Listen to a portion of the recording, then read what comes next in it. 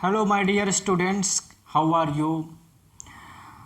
देखिए, इस वीडियो में हम क्लास 10th की केमिस्ट्री का जो फर्स्ट चैप्टर है उसमें ऊष्माक्षेपी तथा ऊष्माशोषी अवक्रियाओं के बारे में पढ़ेंगे। ठीक है, ऊष्माक्षेपी और ऊष्माशोषी।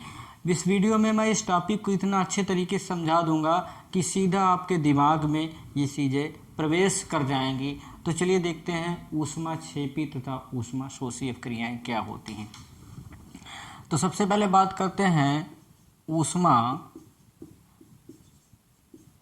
अवक्रिया। ऊष्माक्षेपी अवक्रिया, देखिए जितनी भी रासायनिक अवक्रियाएं होती हैं उसमें से क्या होता है, ऊष्मा का केवल स्थानांतरण होता है। किसी किसी रासायनिक अवक्रिया में ऊष्मा उत्पन्न होती है और किसी किसी रासायनिक अवक्रिया में ऊष्मा का अवशोषण होता है।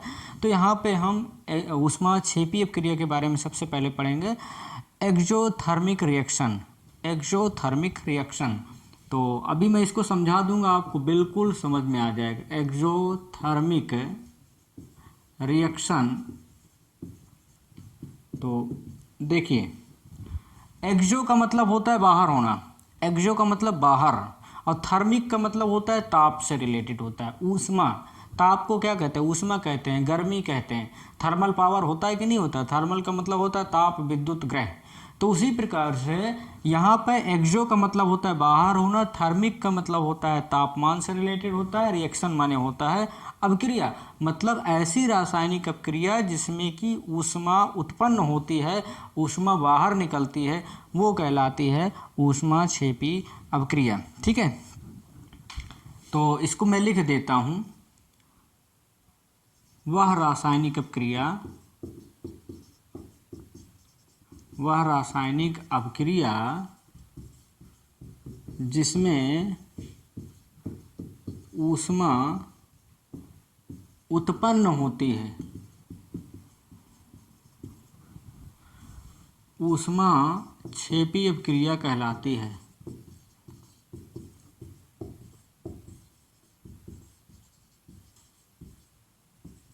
सिंपल सी बात है। तो वे रासायनिक अवक्रियाएं जिसमें कि ऊष्मा उत्पन्न होती है, जिसके फलस्वरूप या गर्मी पैदा होती है या ताप उत्पन्न होता है, वो कहलाती है ऊष्माक्षेपी अवक्रिया। तो एक्सोथर्मिक रिएक्शन, आप सिंपल है बिल्कुल, एक्सोथर्मिक रिएक्शन ऊष्माक्षेपी। छेपी का मतलब होता है फेंकना, बाहर करना। छेपी का मतलब फेंकना या बाहर करना। तो ऐसी रासायनिक अवक्रियाएं जिसमें कि जिसके फलस्वरूप ऊष्मा जो है वातावरण में उत्पन्न होती है, पैदा होती है, या गर्मी बढ़ जाती है, तापमान में वृद्धि हो जाती है, ऐसी अवक्रियाओं को ऊष्माक्षेपी अवक्रिया कहा जाता है। ठीक है, तो जैसे क्या होता है, मैं एक एग्जांपल के जरिए आपको समझा रहा हूँ। तो ये है कार्बन। कार्बन एक कोयला कार्बन ही होता है। तो जैसे कि लकड़ी समझ लीजिए, कोयला समझ लीजिए, कुछ भी समझ लीजिए। तो ये है कार्बन, और कार्बन का जब ऑक्सीजन के साथ अवक्रिया करते हैं तो क्या बनता है, कार्बन डाइऑक्साइड का निर्माण होता है। मतलब कार्बन डाइऑक्साइड क्या होती है, एक प्रकार की गैस होती है, जिसके फलस्वरूप क्या होता है, 94.3 किलो कैलोरी जो है वो ऊर्जा उत्पन्न होती है, ऊष्मा उत्पन्न होती है। ठीक है, तो यहाँ पे क्या हो रहा है, देखिए पहली चीज़ तो यहाँ पे हम समझ लेते हैं कि अगर कभी पूछ लिया जाए C+O2 यहाँ पे कौन सी रासायनिक अवक्रिया हुई है, तो यहाँ पे संयोजन अवक्रिया हुई है, योगात्मक अवक्रिया हुई है, क्योंकि यहाँ पे कार्बन और ऑक्सीजन आपस में मिलकर एक यौगिक का निर्माण कर रहे हैं, एक पदार्थ का निर्माण कर रहे हैं। लेकिन फिर पूछ लेता है कि ये बताइए कि इसमें ऊष्माक्षेपी अवक्रिया हुई है या ऊष्माशोषी अवक्रिया हुई है। तो आप बताइएगा कि यहाँ पर जब कार्बन का ऑक्सीजन के साथ, देखिए कोई भी चीज़ बिना ऑक्सीजन के नहीं जलती है, और तो यहाँ पे कार्बन क्या होता है, जब कार्बन को ऑक्सीजन की उपस्थिति में जलाया जाता है तब यहाँ पे कार्बन डाइऑक्साइड गैस बनती है, और उसके बाद यहाँ पे देखिए ऑक्सीकरण हो रहा है, क्योंकि ऑक्सीजन के साथ इसका संयोग हो रहा है तो ऑक्सीकरण हो रहा है। ये भी अभी जो मैंने पिछला वीडियो में आपको बताया था। तो इसके फलस्वरूप कितना 94.3 किलो कैलोरी जो है ऊर्जा उत्पन्न होती है। तो ये एक ऐसी रासायनिक अपक्रिया है जिसके फलस्वरूप क्या उत्पन्न हुई, ऊष्मा उत्पन्न हुई, तापमान में वृद्धि हुई या गर्मी पैदा हुई। तो यहाँ पे कौन सी अपक्रिया हुई, ऊष्माक्षेपी अपक्रिया हुई है। ठीक है, तो उसी प्रकार से यहाँ पे हम देखते हैं N2+3H2 जिसके फलस्वरूप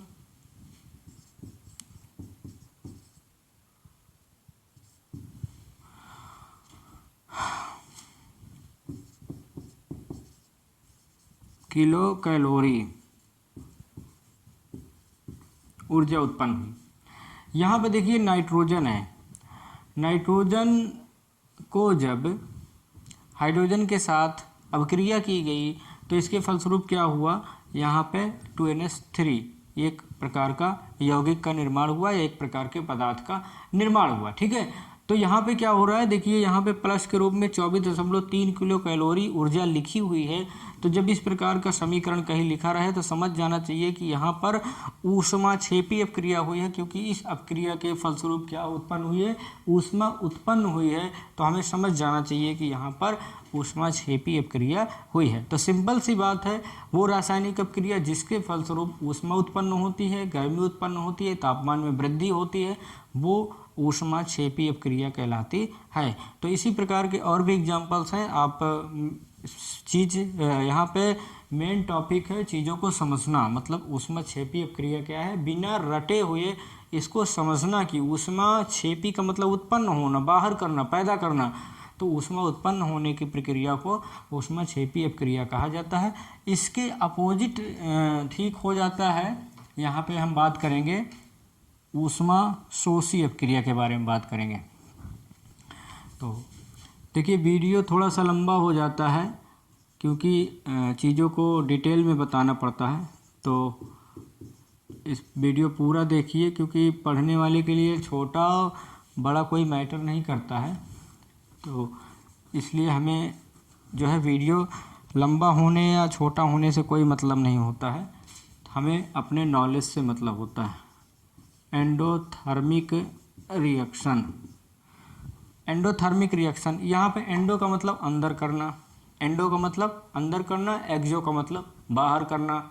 इतना समझ में आ गया, एंडो का मतलब अंदर करना, एक्सो का मतलब बाहर करना, थर्मिक रिएक्शन ताप। ठीक है, तो इसको हम समझेंगे अभी।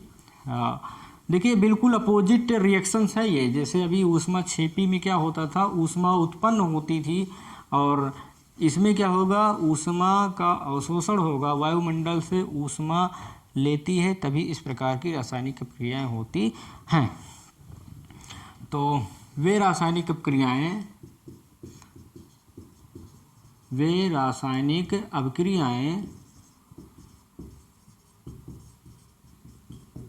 जिसके फलस्वरूप या जिसमें कह सकते हैं, जिसमें ऊष्मा का अवशोषण होता है, ऊष्मा का अवशोषण होता है, बिल्कुल उसका अपोजिट है ये, अवशोषण होता है, ऊष्मा शोषी अपक्रिया कहलाती है। ऊष्मा शोषी अपक्रिया कहलाती है। तो एंडोथर्मिक रिएक्शन ये हो जाता है, मतलब ऊष्माक्षेपी का बिल्कुल अपोजिट क्या होता है, ऊष्मा शोषी।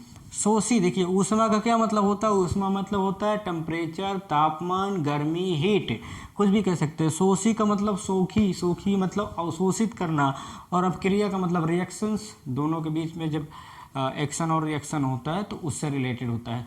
तो एंडो का मतलब होता है अंदर करना, मतलब ऊष्मा को ग्रहण करना, ये होता है एंडोथर्मिक रिएक्शन।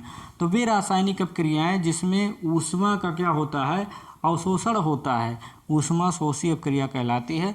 तो जब तक ऊष्मा का अवशोषण नहीं होगा इस प्रकार की रासायनिक अपक्रिया हो ही नहीं सकती हैं। तो ये चीज़ें हमें समझना है। तो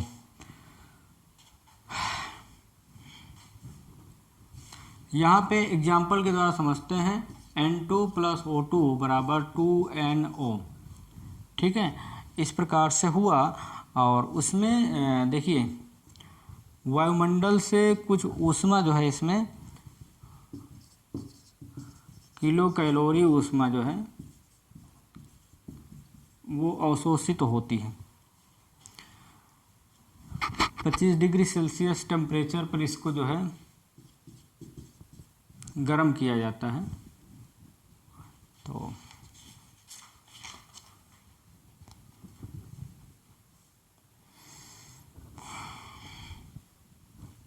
यहाँ पर नाइट्रोजन है और ये ऑक्सीजन है। जब नाइट्रोजन और ऑक्सीजन को 25 डिग्री सेल्सियस के तापमान पर गर्म किया जाता है तब नाइट्रिक ऑक्साइड का निर्माण होता है और 43.2 किलो कैलोरी ऊष्मा जो है वायुमंडल से अवशोषित हो जाती है। तो यहाँ पर क्या हो रहा है, यहाँ पर ऊष्मा उत्पन्न नहीं हो रही है, ऊष्मा का अवशोषण हो रहा है। देखिए जब तक, देखिए क्या हो रहा है, यहाँ पे 25 डिग्री सेल्सियस पे इसको गर्म किया जा रहा है, मतलब गर्म करने के लिए, गर्म करेंगे किसी चीज़ को तो ऊष्मा उत्पन्न, मतलब ऊष्मा के द्वारा ही गर्म होती है। तो इस सब क्रिया को कराने के लिए हमें किसकी आवश्यकता पड़ती है, ऊष्मा की आवश्यकता पड़ती है। मतलब जो बाहर की गर्मी होगी उसको ये अपने अंदर अवशोषित करेगा, जिसके फलस्वरूप ये रासायनिक अपक्रिया होती है। मतलब इसमें 43.2 किलो कैलोरी ऊष्मा जो है वो वायुमंडल से अवशोषित कर ली जाती है, वातावरण से अवशोषित कर ली जाती है। ठीक है, अब एक दूसरा एग्जाम्पल समझते हैं, H2 और L2, 2HL। L क्या है, ये आयोडीन है, L नहीं है। तो जब इसको